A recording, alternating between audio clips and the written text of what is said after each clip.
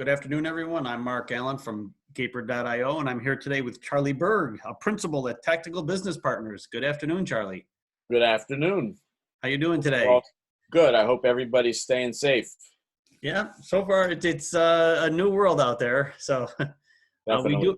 do have the sun out here today in the Bay Area, so I probably will get some fresh air after this. So to start with, can you give us a brief background of yourself and your work experience? Sure. I just literally the end of the last year exited my seventh exit out of startups. Hmm. That startup was number 19. Hmm. I've been doing startups pretty much consistently for about 40 years. Hmm.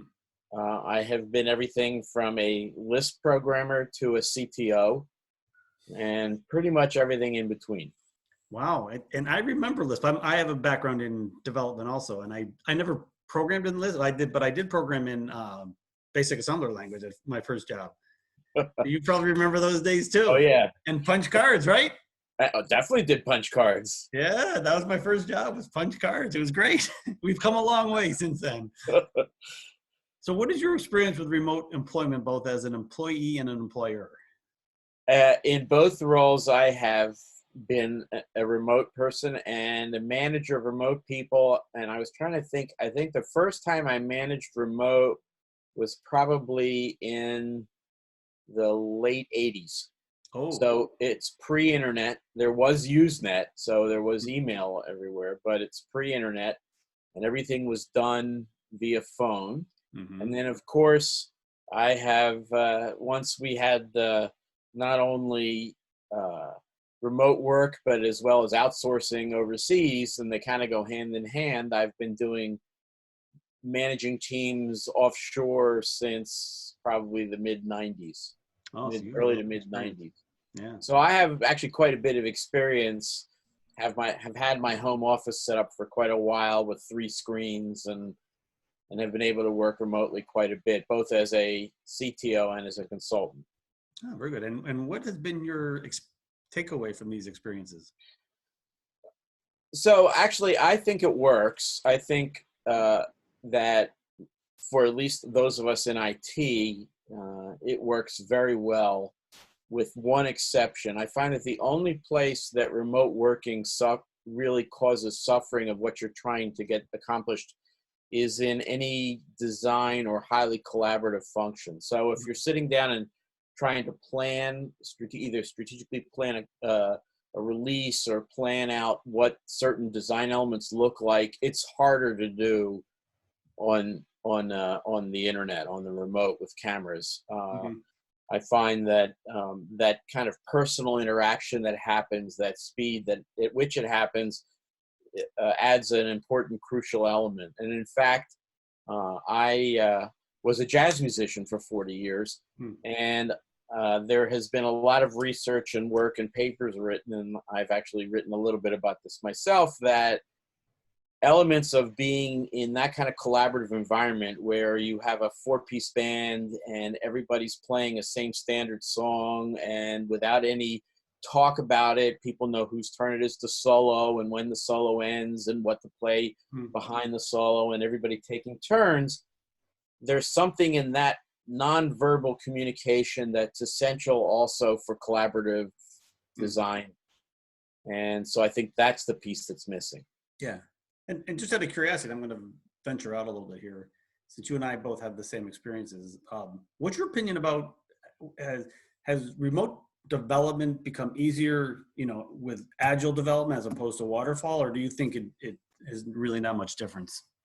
I think there's some difference because for no other reason you have to check in more frequently, right? I mean, because with a time box sprint, whether it's 2 or 3 weeks, you have certain phases of that development for that sprint to happen, and that means you have to interact at some level with somebody else, even if it's just to say, I checked this in, it passed the unit tests, and we're going to deploy it, or it gets auto deployed. And certainly it's the case that the tool suite now available to do remote work, or even for that matter to do any development work, certainly aids in the remote development process. I mean, the fact that we have tools like Git like Kubernetes, Docker stack, Mhm.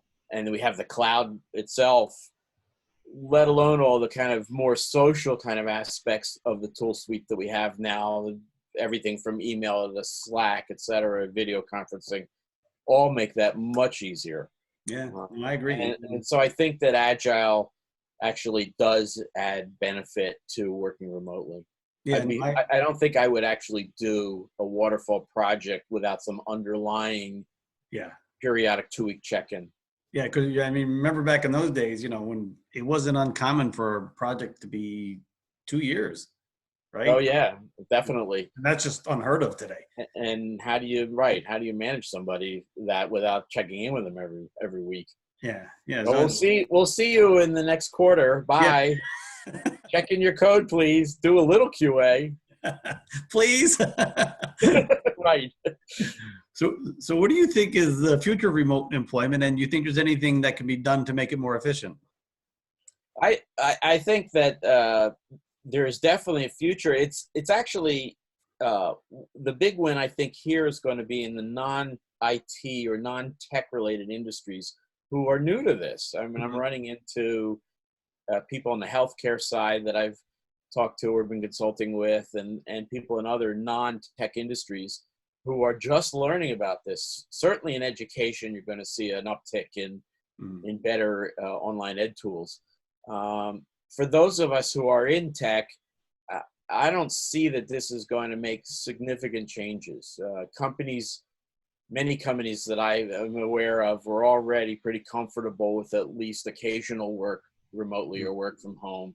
A lot of the larger companies have multiple offices, so it's no real different. If you're collaborating over between offices, you're collaborating in at home. I think in terms of the improvement to the tool suite, uh, I would say that the biggest two things you probably need are better bandwidth Mhm. and somewhat easier tools to use for this kind of face-to-face collaboration or group collaboration, and better collaboration tools. I mean, we talked about that a few minutes ago about how that's the one spot where I think it's harder to do over internet. And that doesn't mean, however, that doesn't need to be better tools. I mean, I think whiteboarding tools are still a little behind the times. Mhm. Group chat sessions aren't quite there where you have more than just 2 or 3 people. Once you get up to 20 or 10 in the meeting, it's that's Mhm. still difficult to manage. And those are areas where additional features to what's out there could be used for improvement. Yeah, true. But also on that note, I think you'll see less meetings of 10 to 20 people. I think it'll be more of a just the necessary people will be attending the meetings, which I think is a positive that will come out of it. Yeah, although there are always Yeah, those places that right. like a party. Yeah, I know. But I'm But sure yeah, you you're right. in meetings were like, why was I invited to this? And you have more opportunity not to go. Yeah, no, I know. So what's the story behind Tactical Business Partners, and what's the journey been like? So I started Tactical Business Partners now about 20 years ago when I decided to leave a company after it had been through a merger and try out this internet thing. I had been working in CAD CAM basically, Hmm.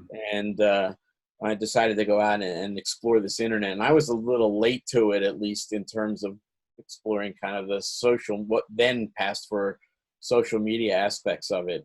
Um, and started a consulting company. And the reason it's tactical, because when I started this 20 years ago, my focus was more on efficient execution of operations. And in those days, that really meant mostly development. Remember, it's pre-cloud, and Hmm. cloud didn't come in until about 2004. And so a lot of it was about how do you efficiently run development organizations and run system, what were called system administration in those Hmm. days. And of course, with the adoption of all the wonderfulness around the internet, my business also expanded into not only how to run dev teams, but also how to run QA, how to run Hmm. DevOps. And then as I got older and maybe wiser, I moved more into strategic thinking. And nowadays I advise mostly startups and small companies on tech strategic thinking and product direction, and as well as still the operations side. Okay, and how do you advise startups to incorporate remote into their company? Well, so I think a lot of that actually starts with not so much with the tech of remote, but with most small companies are desperate to get something built. They have a short runway. They need to get out to the market. And classically, that typically requires being able to hire heads that you can shed off quickly, so you can ramp up a team very quickly and ramp down a team. And that's really a footprint for doing offshore development. And I'm a proponent of offshore. I could talk about that at length, but ultimately I think that if you need to get something out there quick and you can't spend a lot of money, if you're very targeted, focused, and you know good offshore team, that's the way to go. Good. Yeah. Well, and actually, you just answered my last question, so I'll forgo that one when we get to it. So, in the current situation with the ongoing pandemic, a lot of companies have been forced to go remote. And since you deal with different companies, what are the major roadblocks and challenges you see them facing? The companies I deal with or have been dealing with mostly lately has been I haven't seen so many people having trouble with remote, because mostly I'm dealing with companies that are somewhat technically savvy. I do have friends who are at CTO level who've been dealing with larger, mostly education issues. And from what I'm hearing from them, the education world has been scrambling to really kind of provide service online. And as I said, I'm not seeing that much. What I am seeing, however, is for businesses to, as a result of the pandemic, to have to change their business model somewhat.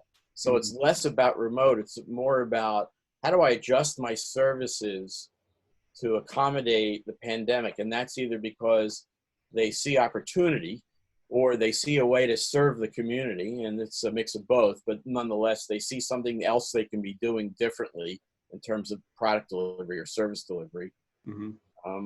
And then secondly, the affect tends to be, how is the pandemic affecting my operations? And of course, although I have some customers who, or people I'm consulting to, who are dealing with, well, I have people on site, whatever that might be, who have to travel somewhere.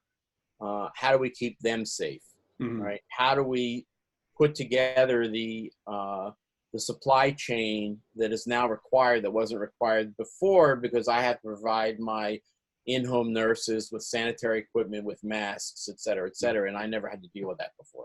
Yeah. So those are the two. I don't really see that it's so much remote as it is aspects of the pandemic that's affecting business, with the exception of education. Right, and education, yes, and that's going to be interesting to see how education looks in next September. And an interesting one, personal one, is my gym is they've been forced to go remote, and it's a whole new thing for them. And usually fitness instructors aren't technical, so the first few weeks were interesting to see online classes, to say the least. My wife had a physical therapy appointment this morning online. So yeah, you're seeing it, right? Yeah, and people are adapting. Yep. So I'm curious, how many, are you a solopreneur or do you have a staff? I have hired people as I need them in the past. Right now I'm a sole proprietor, or an LLC actually, but when I need them, I've hired them, yes. So I also use the contractor outsource model myself when I need it. Yeah, well, good. And that's obviously what we do at Gaper. We provide we actually provide the top 1%, of developers in different parts of the world. So it's like getting a Stanford or an MIT graduate, but at a different cost price, which right. We're finding is becoming more and more attractive to our customers lately. Well, I definitely think there's a place, I can't say that a gig economy works everywhere in Mhm. all fields, but I think it definitely works in ours, both here onshore as well as offshore. Yes, I agree. Well, Charlie, this has been great. I want to thank you for your time, and I hope you have a great day. Thank you and stay safe. Thank you. You too.